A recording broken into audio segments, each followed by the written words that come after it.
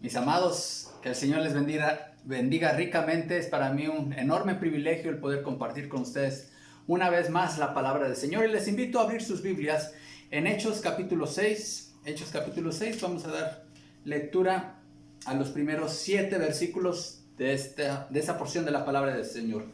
Dice así, Hechos 6, del 1 al 7.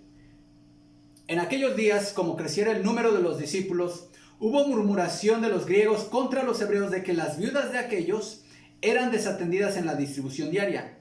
Entonces los 12 convocaron a la multitud de los discípulos y dijeron: no es justo que nosotros dejemos la palabra de Dios para servir a las mesas.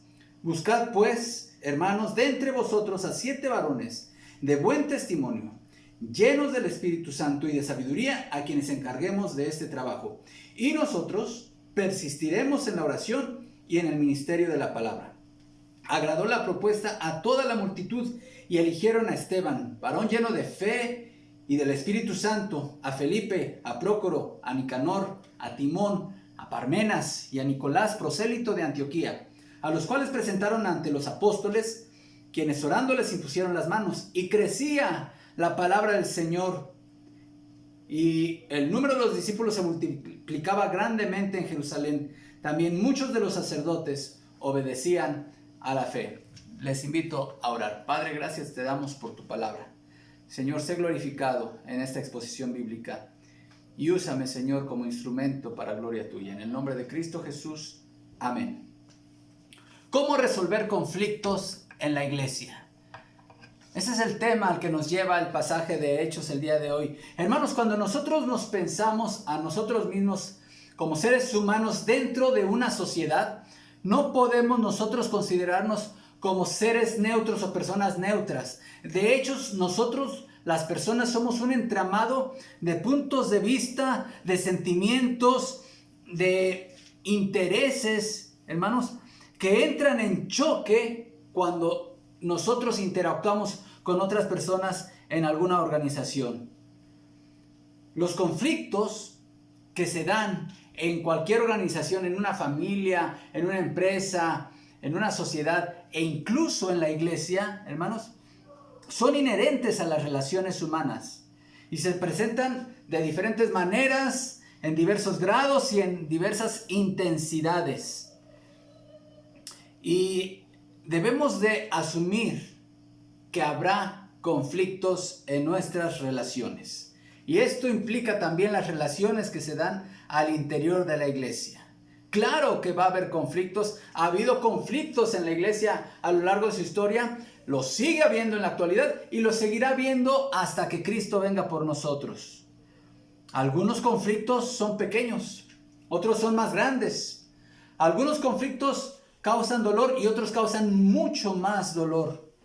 Algunos, cuando llegan a resolverse bíblicamente, generan relaciones más fortalecidas y trae como consecuencia, cuando se tratan bíblicamente, traen como consecuencia una mejor salud espiritual, un vigor nuevo y renovado a la iglesia y un mayor crecimiento.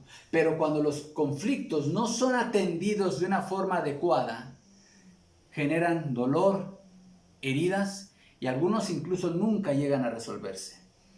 Pero algo que debemos tener muy claro, hermanos, como cristianos, como miembros de una iglesia, de una comunidad cristiana, es que los conflictos en la iglesia son causados por personas que han confesado públicamente a Jesús como su Señor y Salvador. Qué relevante es esto. O sea, todos tenemos en común en la iglesia que hemos confesado a Cristo como nuestro Señor y Salvador. Cuando un conflicto surge en la iglesia, generalmente todo el mundo tiene una opinión acerca de cómo es la forma más adecuada de resolverlo. Y normalmente apelamos o recurrimos al sentido común, que algunos dicen que es el menos común de los sentidos. Ahora, en este recorrido que estamos haciendo del libro de los Hechos, mis amados hermanos, hemos visto cómo la iglesia de Jerusalén, esta nueva iglesia de Jerusalén, esta reciente iglesia de Jerusalén, estaba enfrentando desde afuera presiones muy fuertes, persecución. por parte de la comunidad religiosa judía. Pero por dentro también se estaban generando conflictos.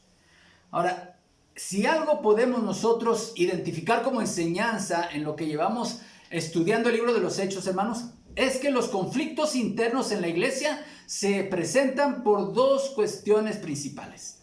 Una, cuando hay pecado en la iglesia. Es decir, los conflictos se dan cuando hay pecado en la iglesia. Normalmente, generalmente, esto va a ser una realidad, como en el caso de Ananías y Zafira.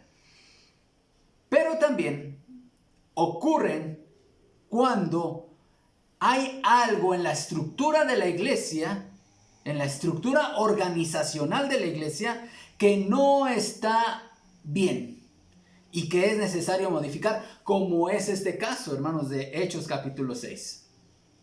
Matthew Henry, el autor inglés del comentario bíblico que lleva su nombre, él dijo lo siguiente: la forma de preservar la paz de la iglesia es preservar su pureza.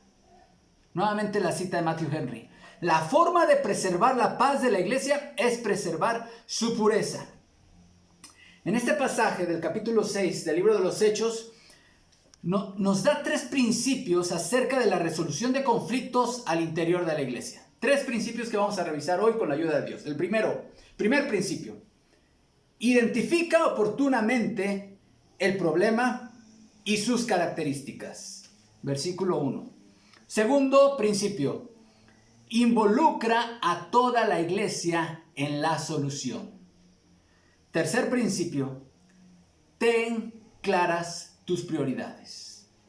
Estos son los tres principios que nos habla este pasaje. El primero de ellos, vamos a ver el primero de ellos en el versículo 1 del capítulo 6, dice: en aquellos días, como creciera el número de los discípulos, hubo murmuración de los griegos contra los hebreos, de que las viudas de aquellos eran desatendidas en la distribución diaria. Usted conoce que la iglesia de Jerusalén había ya instituido de una forma permanente un ministerio de ayuda a los necesitados. Esto ya lo vimos en los capítulos anteriores. Es una de las funciones vitales de la iglesia atender a los necesitados en sus necesidades materiales, económicas, físicas, terrenales, pues, que sufren los miembros de la iglesia. Y este ministerio de ayuda mutua no se limita únicamente a la comunidad, al interior de la comunidad, sino que incluso puede ser más allá, pero empezando por la familia de la fe. Ese es el orden bíblico para aplicar todo ministerio de misericordia. Ahora, ¿en qué consistía este ministerio? Hasta ahorita el procedimiento era el siguiente: los hermanos que estaban en una mejor posibilidad económica y que el Señor les ponía en su corazón participar con sus bienes para ayudar a los menos favorecidos, algunos de ellos incluso vendían sus propiedades, vendían algún terrenito, alguna casa, alguna propiedad, pues, y ese dinero lo traían y lo entregaban a los apóstoles. La expresión bíblica aquí es: lo ponían a los pies de los apóstoles. Quiere decir que los apóstoles hasta este punto se encargaban de recibir esas ofrendas de amor, producto de las ventas, de lo que los hermanos más ricos, vamos a decirles así, tenían mejores posibilidades y traían esa ofrenda, y los apóstoles lo recibían y ellos se encargaban de distribuirlos a cada uno de acuerdo a su necesidad. Recordemos, no era la misma necesidad. Entre los necesitados había grados de necesidad. Entonces, quienes realizaban esta distribución proporcionalmente de acuerdo a la necesidad eran los apóstoles. Ellos recibían el dinero y entonces lo repartían. Por lo que vemos aquí, esta distribución se hacía diariamente. No era semanal, no era quincenal, no era mensual, sino era diaria. Imagínense ustedes la carga de trabajo que esto implicaba para los apóstoles. Dice el pasaje: en aquellos días, como creciera el número de los discípulos, hubo murmuración de los griegos contra los hebreos, de que las viudas de aquellos eran desatendidas en la distribución diaria. Bien, estamos viendo el primer principio, el primero de los principios, que es para resolver un conflicto en la iglesia, bíblicamente, lo primero que debemos hacer como líderes, hermanos, es identificar oportunamente el conflicto y las características del conflicto. Y este versículo 1, hermanos, nos da varias características de este conflicto que surgió en Jerusalén. En primer lugar, delimita el conflicto o el problema que está surgiendo en la variable tiempo. Es decir, pregúntate, ¿cuándo comenzó este conflicto? Note la expresión, en aquellos días. Ahorita vamos a regresar a este punto. Otra delimitación que debes hacer respecto a los conflictos. Delimita la posible causa del conflicto. Noten la expresión que dice, como creciera el número de los discípulos. Aquí está dando una expresión con una posible causa del conflicto. En tercer lugar, delimita el problema en la variable persona. Hazte la pregunta, ¿quiénes están involucrados en el conflicto? Hubo murmuración de los griegos contra los hebreos. La parte quejosa es la parte conocida como la parte helenista de la iglesia. Y en cuarto lugar, delimita la naturaleza del problema. Es decir, la expresión esta que dice de que las viudas de aquellos eran desatendidas en la distribución diaria. Bien, es muy importante, veamos el primero. El primero de ellos, delimita el problema en la variable tiempo. En aquellos días, es interesante, hermanos, aquí que el autor incluye esta frase haciendo referencia al tiempo en el cual se presentó el conflicto en la iglesia de Jerusalén. Aquellos días se refiere justamente al tiempo de la segunda comparecencia de los apóstoles ante el Sanedrín, en el cual terminaron, ustedes recordarán la predicación del domingo pasado, fueron azotados y después de haber sido liberados, ellos continuaron predicando a Jesucristo. Bueno, en ese marco de un crecimiento numérico en la membresía de la iglesia, se da este conflicto. Identificar, hermanos, cuándo comenzó un conflicto, te ayudará a conocer qué tanto este conflicto ha avanzado y también a conocer cuáles son las posibles causas de este. Pregúntate, ¿qué eventos coincidieron con el tiempo en el que se empezó a generar este problema? Voy a poner un ejemplo que no real, pero puede suceder y seguramente ha sucedido en muchas iglesias. Una familia de una iglesia deja de repente de asistir. Empezó a dejar de congregarse y de repente al poco tiempo, a las 2-3 semanas, el director de la escuela dominical renuncia a su cargo. Algo que debemos preguntarnos es, ¿los dos eventos estarán relacionados? ¿Habrá alguna relación? Probablemente sí, probablemente no, pero hay que ver, hay que ser observadores en todo lo que acontece en la variable tiempo en torno a un conflicto. Muchos conflictos se hacen grandes en las iglesias, hermanos, porque no se identifican a tiempo. O si se llegan a identificar a tiempo, no se atienden a tiempo, que eso sería mucho peor. Es decir, se dejaron crecer. Ahí está el conflicto. El foco de la alarma del tablero de tu coche ya te está indicando que algo está funcionando mal. Y tú de repente te subes a tu coche y ves una señal ahí en rojo. ¿Y qué dices? Bueno, luego lo arreglo. Y pasan los días y cada vez que te subes a tu coche te está indicando algo está mal. Y dices después. Hasta que tu coche un día deja de caminar. Eso es una analogía que nos sirve para entender los conflictos también en la iglesia, hermanos.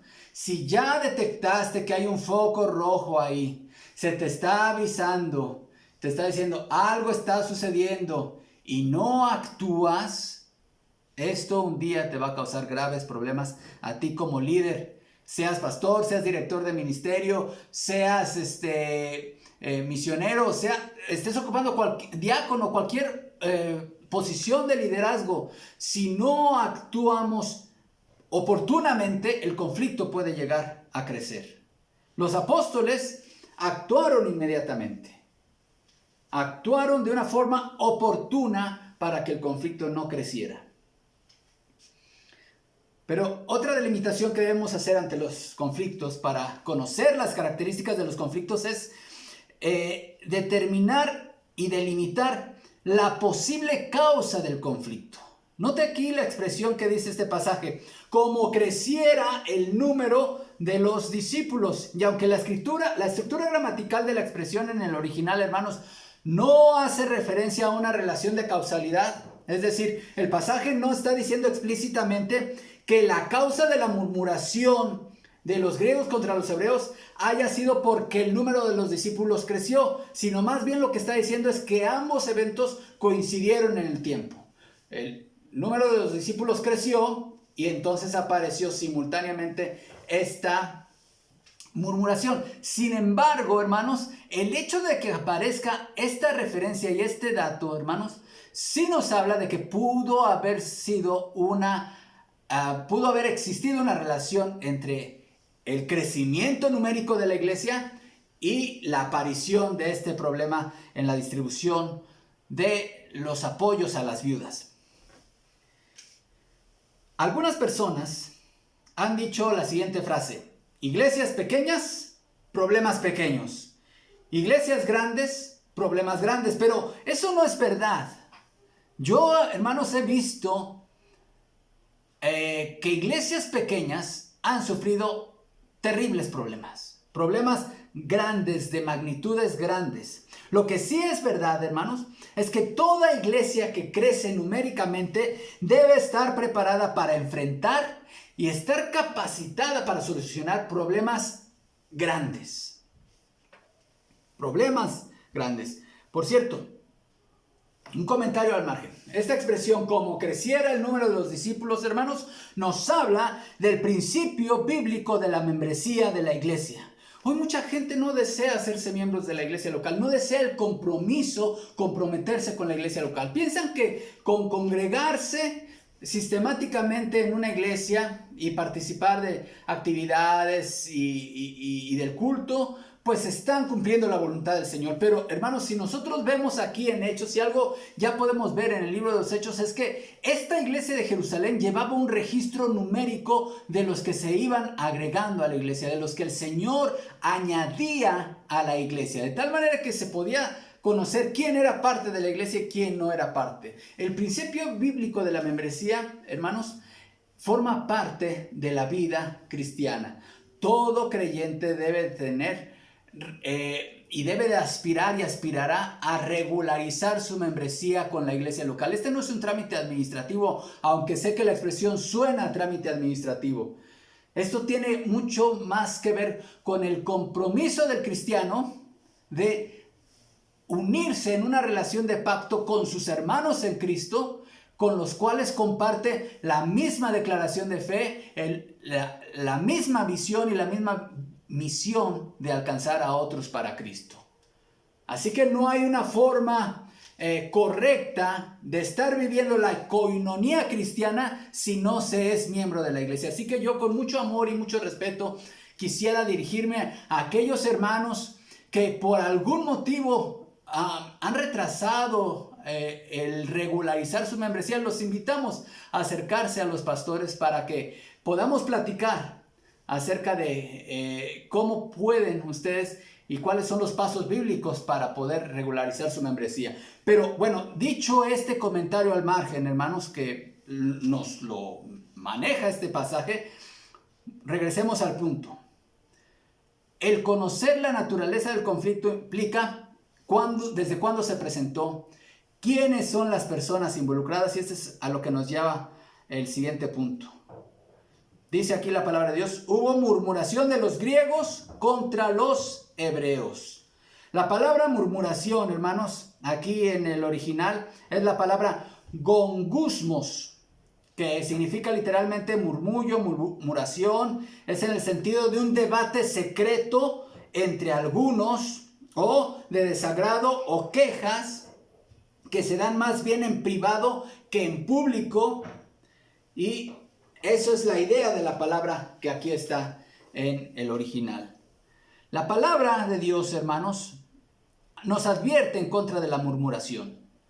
De hecho, la llama pecado. En Filipenses 2, 14 al 15 dice lo siguiente: haced todo sin murmuraciones y contiendas, para que seáis irreprensibles y sencillos hijos de Dios, sin mancha en medio de una generación maligna y perversa, en medio de la cual resplandecéis como luminares en el mundo.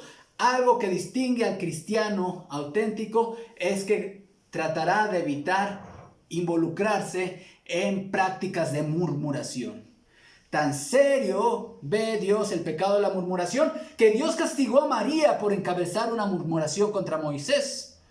Dice el Salmo 106, 25: antes murmuraron en sus tiendas y no oyeron la voz de Jehová. 1 Corintios 10, 10 sobre este evento también dice: ni murmuréis como algunos de ellos murmuraron y perecieron por el destructor. Hermanos, ¿qué es murmurar? Murmurar es hablar en secreto de alguien cosas que no estás dispuesto a decírselas de frente. Básicamente eso es murmurar. Hermanos, yo he tomado una regla en mi vida. La murmuración es un pecado en el cual es muy fácil caer. Pero hay una regla que no digo que ya he logrado cumplirla a cabalidad, pero trato de guiarme por esta regla. Antes de hablar, la regla es la siguiente: antes de hablar debo pensar si lo que estoy a punto de decir de fulano o de mengano me lo estuviera escuchando, ¿aún así lo diría? Si la respuesta es no, entonces mejor no lo digo. En lo secreto de nuestras casas podemos nosotros muchas veces hablar con soberbia y hacer pedazos literalmente a alguien con nuestras palabras. Pero si carecemos del valor y sobre todo de la veracidad de nuestras afirmaciones para sostener lo dicho incluso delante de Él, es mejor guardar nuestra lengua y conservar nuestra integridad al hablar. Ahora bien, aquí en nuestro pasaje parece ser que el motivo de la murmuración sí era real. No lo podemos saber con precisión. Sin embargo, esto no justifica el pecado de la murmuración. Porque en la iglesia, la murmuración nunca debe ser la vía para la resolución de los conflictos. Cualquier queja o sentimiento de agravio debe ser canalizado directamente con las personas con las cuales nos sentimos agraviadas y no con terceros. Mateo 18:15. Por tanto, si tu hermano peca contra ti, ve y repréndele estando tú y él solos. Si te oyere, has ganado a tu hermano. También en el Sermón del Monte, en el mismo sentido, Mateo 5:23. Por tanto, si traes tu ofrenda al altar y allí te acuerdas de que tu hermano tiene algo contra ti, deja allí tu ofrenda delante del altar y anda, reconcíliate primero con tu hermano y entonces ven y presenta tu ofrenda. Ponte de acuerdo con tu adversario pronto, entre tanto que estás con él en el camino. No sea que el adversario te entregue al juez y el juez hará algo así y seas echado en la cárcel. El principio para la resolución de conflictos es hablarlo directamente con la persona con la cual te sientes agraviada. No ir con alguien más. Hablarlo directamente, tratar de solucionar ahí el conflicto. Normalmente tomamos otros caminos. El otro punto para conocer e identificar oportunamente el conflicto y sus características es delimitar la naturaleza del problema. Note que dice aquí: el problema era de que las viudas, por lo menos así lo percibían los griegos, de que las viudas de aquellos eran desatendidas en la distribución diaria. Ahora, no debemos pensar, hermanos, que esta probable desatención de las viudas helenistas fuese intencional por parte de los apóstoles. El pasaje tampoco nos dice si esta era una desatención real o solamente era la impresión que tenían los hermanos de habla griega en la iglesia. Lo que sí nos dice es que los apóstoles intervinieron oportunamente en la resolución del conflicto y también reconocieron como la causa principal del conflicto una sobrecarga de trabajo que poniendo en riesgo su actividad prioritaria, que era la oración, predicación. Esa era la causa real del conflicto. Entonces, lo primero que debemos nosotros realizar ante el surgimiento de un conflicto en la iglesia o en cualquier organización, hermanos, es identificarlo oportunamente, delimitarlo en tiempo, en lugar, en persona, cuántas personas involucradas y en su posible origen, y tratar de identificar la posible causa. Pero un segundo principio que nos da ese pasaje, hermanos, es no solamente identificar oportunamente el conflicto, sino también involucrar a toda la iglesia en la solución. Note lo que dice el versículo 2. Entonces los 12, ¿quiénes eran los 12? Los 12 apóstoles convocaron a una comisión, a la comisión coordinadora, al liderazgo, a un grupo de hermanos maduros, no, a la multitud de los discípulos. Involucra a toda la gente en la solución. Versículo 3. Buscad, pues, hermanos, de entre vosotros. Versículo 5. Agradó la propuesta a toda la multitud. Y eligieron, ¿quiénes? Ellos, la multitud. Hay dos actitudes que podemos tomar ante un conflicto en la iglesia. Una es no hacer nada y la otra es considerarnos capaces de resolverlo nosotros solos como líderes, como pastores, como directores de ministerio, tomar decisiones de forma unilateral. Hermanos, esto es muy importante para todo aquel que tiene una posición de liderazgo. Incluso estamos hablando de situaciones de conflicto que pueden presentarse en tu casa, en tu familia, en tu trabajo, en cualquier ámbito, hermanos. Esto te puede servir. Haz partícipe a todos los miembros de tu ministerio, de tu organización, en la solución. Los malos líderes, por lo general, tienden al autoritarismo y a poner ellos las soluciones de forma unilateral. Pero un verdadero líder, escúchenme bien, un verdadero líder involucra a toda la organización en la resolución de los conflictos. Thomas Kilmann es quizá uno de los que más han estudiado el tema de la resolución de la teoría del conflicto, y él menciona 5 estilos para resolver un conflicto. El estilo complaciente, el evasivo, el comprometido, o también llamado flexible, el colaborativo y el competitivo. Ahora, hermanos, los 12 apóstoles tenían autoridad delegada por el Señor en la iglesia. Ellos bien pudieron haber dicho y haberse reunido en una reunión de 12 a puerta cerrada y haber tomado una decisión. Ellos pudieron haber elegido incluso a los colaboradores y haber salido únicamente a informar a la iglesia. ¿Saben qué? Hemos decidido como apóstoles designar a estos 7 varones. A veces, hermanos, nos da miedo involucrar. Nos da miedo como líderes involucrar en la solución de los conflictos a toda la iglesia.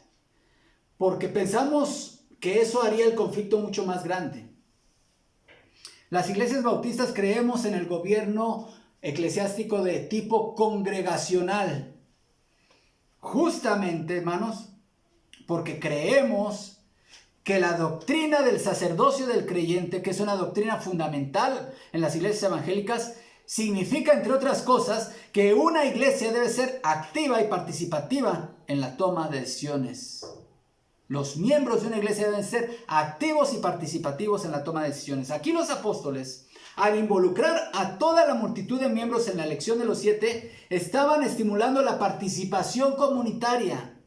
Noten, hermanos, la forma imperativa del verbo, buscad.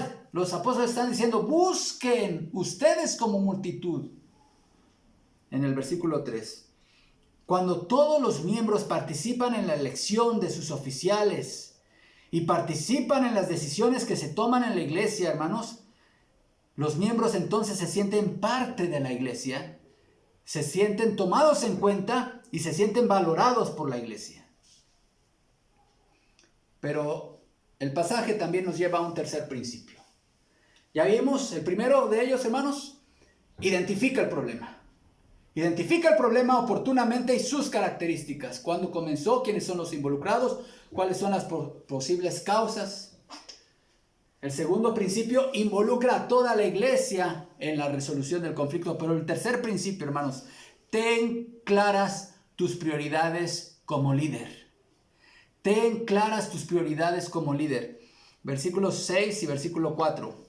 No es justo que nosotros dejemos la palabra de Dios para servir a las mesas. Y versículo 4. Y nosotros persistiremos en la oración y en el ministerio de la palabra. Hermanos, la felicidad y el éxito en la vida está relacionado en forma directa a tener claras tus prioridades. Tu día puede ser un día desperdiciado y no productivo cuando no planificaste el día anterior realizando un ejercicio de prioridad.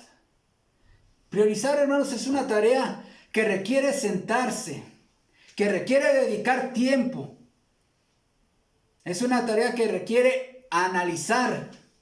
Las personas, hermanos, como servidor que tenemos todos los días una agenda llena entre muchas tareas, interminables tareas, hermanos, no tenemos opción, tenemos que realizar la priorización de nuestra vida y de nuestro día a día. Las personas, hermanos, en esta época,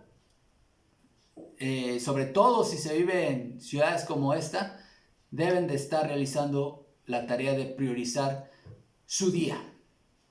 Pero todos nosotros conocemos cuáles son las prioridades bíblicas, hermanos. La prioridad número 1 de tu día, ¿cuál es, hermano? Tú lo sabes. Lo hemos visto, hermanos del discipulado. Tu tiempo a solas con Dios. La actividad más importante de tu día es tu tiempo personal a solas con Dios, tu tiempo devocional, donde tú te encuentras con Dios ahí a solas en tu recámara y haces oración y estás meditando en su palabra.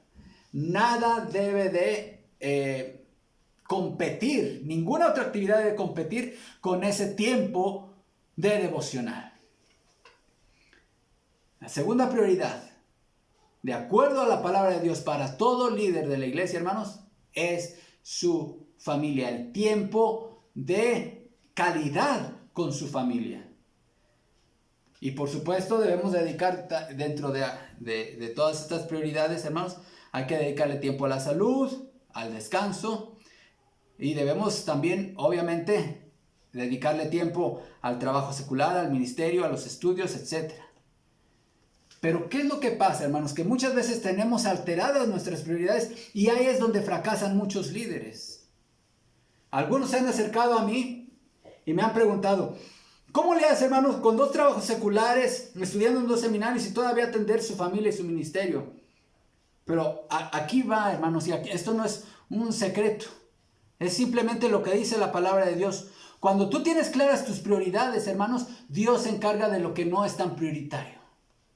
¿Sí? Yo tengo muy claro, como siervo del Señor, hermanos, que mi prioridad es mi tiempo personal a solas con Dios. Mi vida devocional es prioritaria. Mi tiempo de oración personal, mi tiempo de estudio y meditación en la palabra, eso es prioridad. Sobre toda actividad en mi vida, en mi día a día.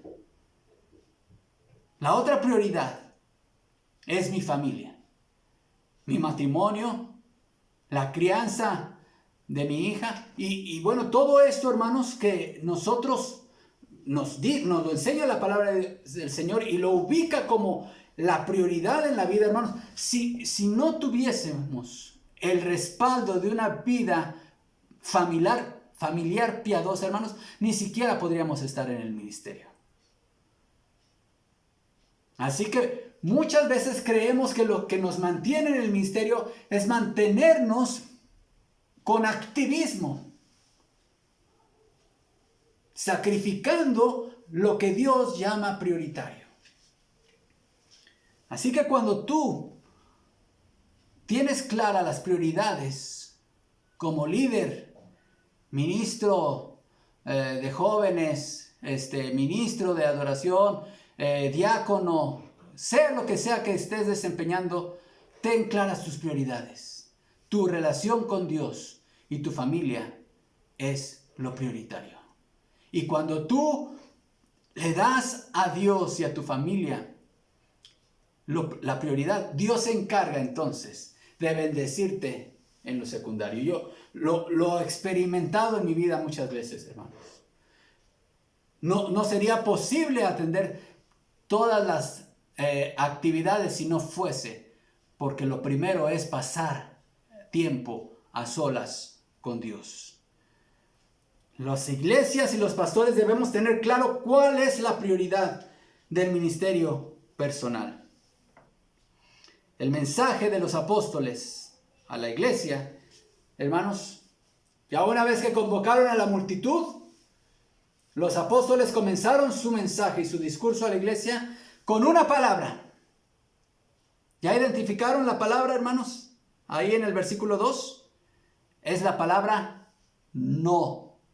Una palabra muy breve pero muy poderosa. La palabra es no. Algo que no nos enseñan a los pastores en el seminario es a decir no.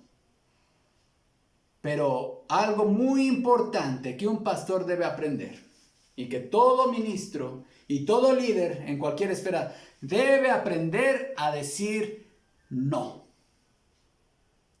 ¿Cuándo es necesario decir no?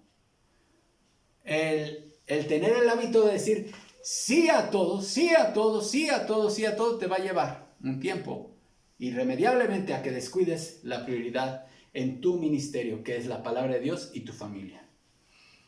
Aquí veo una lista de actividades que no son prioritarias para el ministerio pastoral y que tanto el pastor como la iglesia deben de tenerlo muy claro. En primer lugar, el pastor no debe ser el encargado de abrir y cerrar el templo. El pastor no debe ser el encargado de guardar lo que hay al interior del templo. El pastor no es el guardatemplo. El pastor no debe ser el tesorero de la iglesia. El pastor no debe ser el plomero ni pintor del templo. Ahora, lo puede hacer si quiere y sabe, siempre y cuando el hacerlo no descuide su ministerio de predicación de la palabra y no descuide a su familia. El pastor no debe ser el organizador y repartidor de las despensas, como ya lo estamos viendo en este pasaje. El ministerio de visitación no es exclusivo del pastor y no debe distraerlo de la predicación. Recuerdo una frase que me compartía el hermano Usías, que le dijo el hermano Henry Tolopilo en una ocasión. Cuando Dios nos llame a su presencia y nos pida cuentas, no nos va a pedir cuentas acerca de cuántas visitas a hermanos realizaste, sino ¿qué hiciste con mi palabra? ¿Qué hiciste con mi palabra? El ministerio de misiones no es exclusivo del pastor. Es parte del ministerio pastoral, pero debe haber un encargado del área de misiones y de proclamación en la iglesia. El ministerio de evangelismo y discipulado no es exclusivo del pastor. Toda la iglesia debe evangelizar y toda la iglesia debe de discipular. Si una iglesia no se involucra en el trabajo y si una iglesia delega en el pastor actividades que no son prioritarias para él, como ir a pagar la luz, como ir a pagar el internet, como ir a hacer otras cosas que no forman parte del ministerio pastoral, hermanos, entonces esa iglesia no tiene claras sus prioridades y no va a ser sabia para resolver conflictos. Este pasaje, hermanos, nos da 3 principios para la resolución de conflictos. El primero de ellos, identifica oportunamente el problema y sus características. Y ya que lo identificaste, atiéndelo. No lo dejes pasar. Está bien orar. Si ya identificamos, por supuesto que debemos orar. Pero la Biblia nos llama a actuar también y nos da directrices de cómo actuar para atender conflictos. Si nosotros dejamos crecer, el conflicto puede convertirse como una bola de nieve cuando crece, crece, crece y ya después no la podemos detener. Segundo principio, involucra a toda la iglesia en la solución. No tengas miedo a socializar la solución del conflicto. Es bíblica la participación congregacional en la toma de decisiones. ¿Recuerdan, hermanos, el último paso en la disciplina en la iglesia? Que decía, si no oye a 2 o 3 testigos, entonces dilo a la iglesia. Y si no oyere a la iglesia, tenle por gentil y publicano. ¿Quién ejerce la disciplina en la iglesia? No es el liderazgo, es la iglesia. ¿Quiénes debían excomulgar al incestuoso en la iglesia de Corinto? Ahí en 1 Corintios capítulo 5, dice Pablo, reunidos yo y mi espíritu con vosotros, es decir, en una sesión de asamblea se estaba tomando la decisión de dejarlo fuera de la membresía de la iglesia al pecador. Así que, hermanos, la decisión de dar de baja de la membresía a alguien por motivos de pecado no confesado es también parte de las atribuciones de la asamblea de la multitud de los discípulos. No solamente de una jerarquía, sino de toda la iglesia. Y el tercer principio, líder, ten claras tus prioridades. Como pastores, nuestra prioridad es el ministerio de la palabra, lo dice aquí. La oración y el ministerio de la palabra. No es que sean 2 actividades. Lo que pasa es que no puede haber un ministerio efectivo de la palabra, de predicación de la palabra de Dios, si no va acompañado de una vida de oración. Un predicador debe tener tiempo no solamente para preparar sus mensajes y sus clases y sus estudios. Debe tener tiempo también para orar por esa predicación. La oración y el ministerio de la palabra son 2 actividades simultáneas, conjuntas, relacionadas y son prioritarias en la vida del pastor. Y por supuesto que de acuerdo a lo que vemos en las cartas, si un pastor no está respaldado por una vida de liderazgo a nivel familiar, no puede ser pastor. Si un pastor se involucra tanto en actividades de la iglesia que descuida su matrimonio, si descuida a sus hijos, tiene alteradas sus prioridades. Y la iglesia debe apoyar al pastor para que él pase tiempo de calidad con su familia. No es malo que un pastor tenga un día a la semana para dedicarlo a su familia. No es malo que un pastor tenga periodos en el calendario anual de las actividades de la iglesia para que pueda dedicar unos días a la recreación familiar, hermanos, como todos los otros trabajos se tienen. No es malo, es bíblico, hermanos. Un pastor que promueve esto, hermanos, no es un pastor menos espiritual o que no entiende el ministerio, no, hermanos. El tema del descanso semanal es un tema que Dios lo estableció e instituyó desde antes de la caída del hombre en pecado. 6 días trabajarás y harás toda tu obra, mas el 7º día será reposo. Esos ciclos de descansar un día a la semana es bíblico porque sabe Dios que lo necesitamos. Y pasar ese tiempo en familia, hermanos, es muy necesario y muy saludable. Así que les invito, hermanos, y la palabra de Dios nos exhorta a ser líderes sabios en la resolución de conflictos. Aplica estos principios en la iglesia, en tu ministerio, en tu familia, en tu empresa, en tu negocio, en tu oficina, en tu taller. Y el Señor sé que te bendecirá. Oremos. Padre, gracias por tu palabra.